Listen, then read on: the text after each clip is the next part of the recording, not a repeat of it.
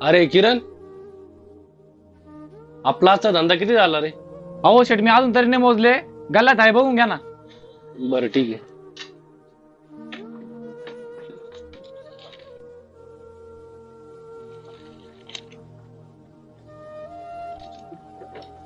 अरे किरण, आजचा धंदा 3,000 झालाय.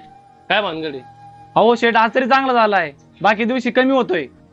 तू कमाला येड्यात काढतो का? मला काय कळत नाही का? तू गल्ल्यातले पैसे चोरतो हा? अजिबात इथं कामाला थांबू नको, तर निघून आताच्या आता. अहो शेट, असं नका बोलू. मी माझ्या रोजीरोटीच शपथ घेऊन सांगतो, मी असं कशाला करू? अहो शेट, या कामावर माझं सगळं घरदार चालतंय. असा चोरीचा विचार माझ्या मनात सुद्धा येणार नाही. ए, तुला सांगितलं निघ म्हणून, चल निघ. इथून पुढे मी दुकान पाहणार, माझं कसं चालवायचं कसं नाही. जाऊ दे शेट, तुमच्या जर मनात असेल ना तर जातो मी.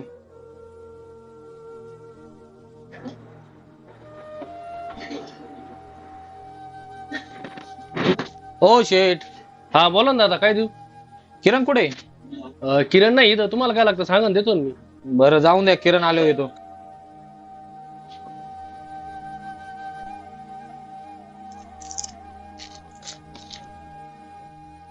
हो ऐका ना, बोला ना दादा, काय देऊ? किरण कुठे?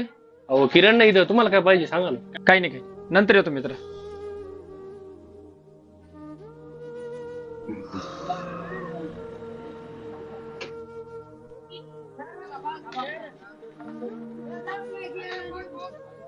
ए भाऊ, ए भाऊ, ए भाऊ, काय रे रमेश? तुला कावाचा आवाज देऊ राहिला? काय गणगण चालू आहे? काही नाही, बोल ना, काय म्हणतो? अरे काही नाही, किरण दिसा ना. कुठे किरण? अरे किरणला काढून टाकला कामावरून. कमून? अरे काय तो नुसतं गल्ल्यातले पैसे घेऊ राहिला. काल 1,500 रुपये मी गल्ल्यामध्ये काढून टाकला. असं चोरटे काय काम आहे दुकानामध्ये? अरे भाऊ, ते पैसे मी घेतले होते. काय? तुम्हाला सांगितलं का बरं नाही? अरे ते महिन्याने नाही राहिलं लक्षात. तू ना आता एक काम कर, पहिले किरणला फोन कर, त्याला कामावरती बोलून घे. काय राव तू पण थांब, त्याला मी पहिला फोन करतो आता.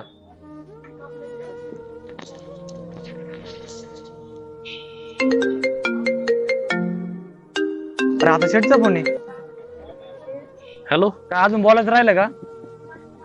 दुकानात बोलायचे कमी होतं का? अरे तसं नाही किरण, ते भावाने गल्ल्यातून पैसे घेतले होते. तू पण मला सांगितलं नाही त्याचं काही. त्याने आता आल्यावर मला सांगितलं. अरे तुला एक बोलायचं होतं, या दुकानाचा मालक जरी असलो ना मी, तरी लोक तुला पाहून येतात दुकानामध्ये. शेट, शेट एक बोलू का? लहान तोंडी मोठा घास घेतो. धंदा कोणता पण असो, पण तिथल्या काम करणाऱ्या कामगारापासून चालतो, मालकापासून नाही. येतो उद्यापासून कामावर.